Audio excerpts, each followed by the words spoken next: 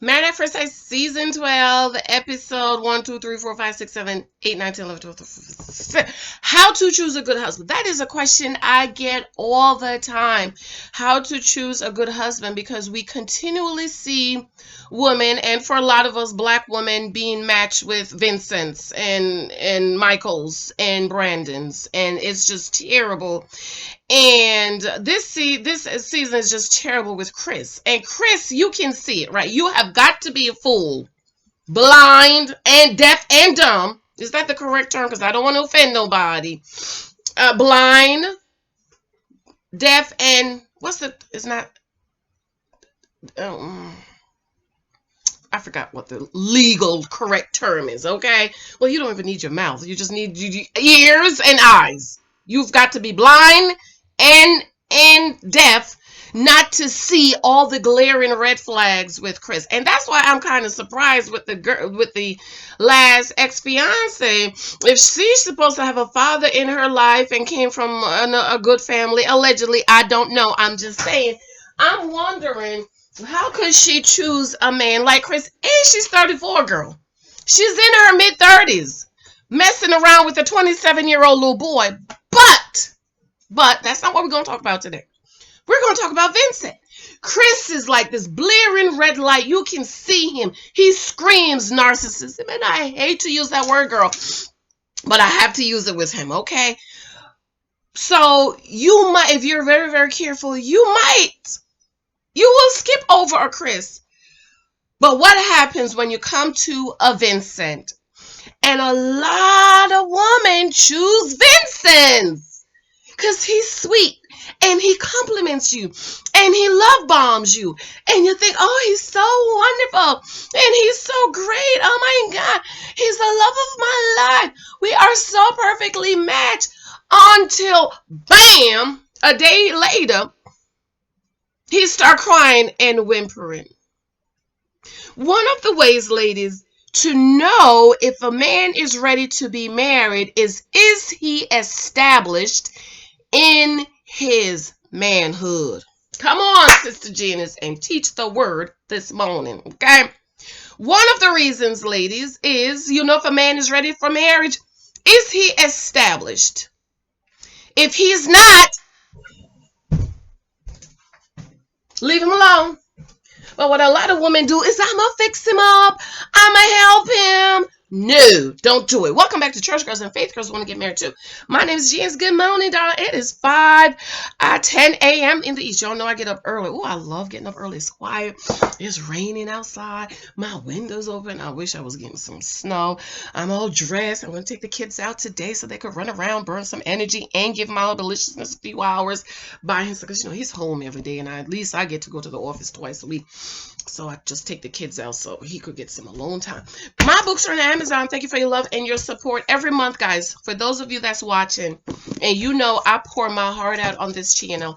I want you to please consider every month supporting my channel. I really don't do super chats because they take 40%. When I got monetized, somebody gave me $100. Guess how much I got? $58. Girl, that thing still hurt me until today. I was like, she could have just cash apped it to me. So I don't do super chat. If anybody give me super chat, thank you. But what I ask most is, please check my books out, because I'm trying to be #1 bestseller. You see my girl up here, Michelle? You see Michelle? This is my baby mama, right? Okay, this is my Michelle is my idol. She sold 2 million copies, if I remember correctly, in a week or 2 weeks. But she's first lady. She's Michelle Obama. Of course, she's going to be #1 best-selling author. And so I've always wanted to be #1 best-selling author. As a matter of fact, I wrote it in my first book, Praying for Our Children. So what I need is every month, support my channel in any way you can. The books is for me on Amazon. Buy a book, okay? And I know, Janice, how many times I go buy the book. But if you just insist on blessing me and buy me a cup of coffee, it's Janice Hylton, my cash tag, Janice Hylton, or on Venmo at Janice Hylton. My information is below. Okay. This is a question I get a lot. How to choose a good husband. A lot of women don't know how to choose a good husband. Because if we did, a lot of these women would not end up being naked wives. These women are naked wives because they didn't choose wisely or choose good husbands. As a matter of fact, I think I'm going to do a fictional series on this. I'm just thinking about it. I can't do it right now because I'm working on my other books. But one of the main reasons my dad told me was, is he established in every area of his life? In his faith, you're not wishy-washy. You're not, oh my God, I think I'm going to go over here. Today you this, tomorrow you that. Well, the Bible says, excuse me, a double-minded man is what? Unstable in all his ways.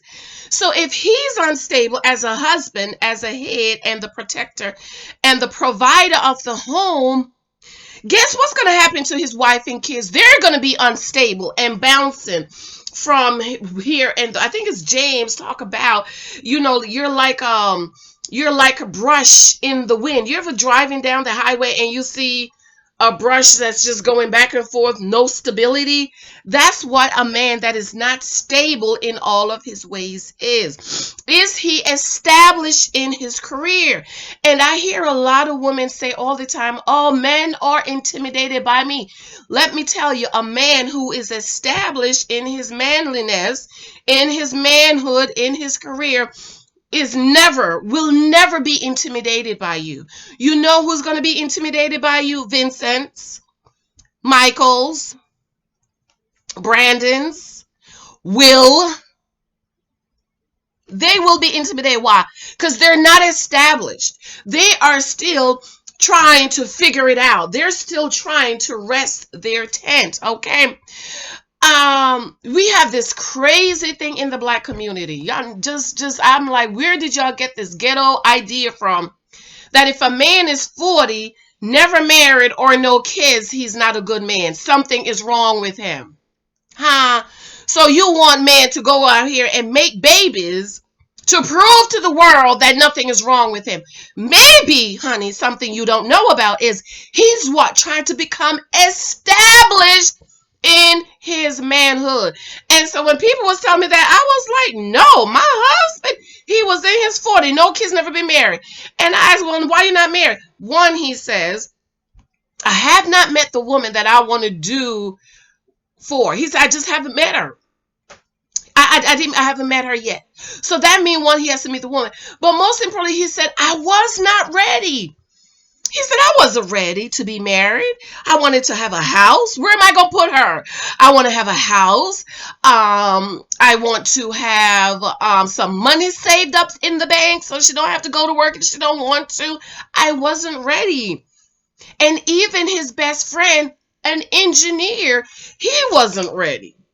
And then he met this beautiful African girl who's resting in her femininity, has a restaurant. He bought the restaurant, retired her, and they have 3 beautiful kids. And my husband, just beautiful. When he was like, pick the house out, whichever house you want, pick it out, in a comfortable income level, not like $1 million house or anything. He wanted me to come live in his townhouse. I said, oh, no. Townhouse to me is like an apartment building. And I've lived in an apartment building from the time I was 19 to the present. I will not be living in a townhouse. He said, okay, find the house and I will buy it. That's what you want. You want a man to say, find the house and I'll buy it. He said, as long as you love it. Because when I found this house, he was away. I said, Mike, I found the house. Oh my God, I found the house. I love it. It's a 3rd floor apartment. And it's a bathroom. The most important thing was the 3rd floor with the bathroom for Lexi. And I called him, Mike, I found it. He was okay. Do you love it? Yes. Yeah. He said, go with Felix to the place and sign the contract. I said, no, but I want you to see if you love it. He said, no. As long as you love it. I just want somewhere to rest my head. You love the house? I said, yes, I love it. He said, go sign the paper. And when I come back, I'll take care of the rest of it. My husband's not intimidated by me and my job. He laughed after my little paycheck. We making fun about it. He's not intimidated by me being an author and all this stuff. Why? He's established in his manhood, and he's established in who he is. And when men are not established in their manhood, established in who they are, they're still trying to figure it out. They are not ready to be a husband, because a husband is a statue of stability. A husband, ladies, is like that lighthouse all the way out there in the dark. You ever seen a lighthouse? Okay. We had a song when I was coming to talk about the lighthouse. I'm sure that's a gospel song too, a hymn. The lighthouse. I don't care what comes. I don't care what goes. I'm standing firm. Why? Established. He's not whimpering. I don't care what happened. I'm standing firm, because a husband is a pillar of stability and strength and authority and establishment. So ladies, if he's not established, please run for your life, girl. Run, because you're going to spend the rest of your life mothering him, trying to get him to where he needs to be. And he's going to become frustrated because you're mothering him. He's going to get angry because you're not accepting him for who he is. You're going to get irritated and frustrated from mothering him, and you're going to get tired. Okay? Because he's not where you want him to be. What you need to do, girls, is choose a man that's prepared. Choose a man that is established. This is why I'm not for getting married in your 20s. Marrying the men in their 20s, ladies. If they're not established. Because guys in their 20s, they're still trying to figure it out. Right? And I use Brother Rashid. I'm sure Brother Rashid wouldn't mind me using. Hey, Brother Rashid, did you get married yet? I got lots of girls who wants to get married. He talks about when he was married, he was becoming an entrepreneur. He was trying to get established. And the wife got really frustrated, irritated, and she left him. And now he's in his 40s and he's established. He's a man. He's ready to be married. And see, ladies, because we're women and we're moms and we're nurturers, I'm going to help him. And you don't realize you're preparing him for the other woman. As long as you help him to become the man he needs to be, you will always be able to say, I helped you. I made you. I built you. You was nothing without me. And he will leave you, his mama, and go find another woman who can appreciate him and celebrate him for the man you made him to be. And so she is.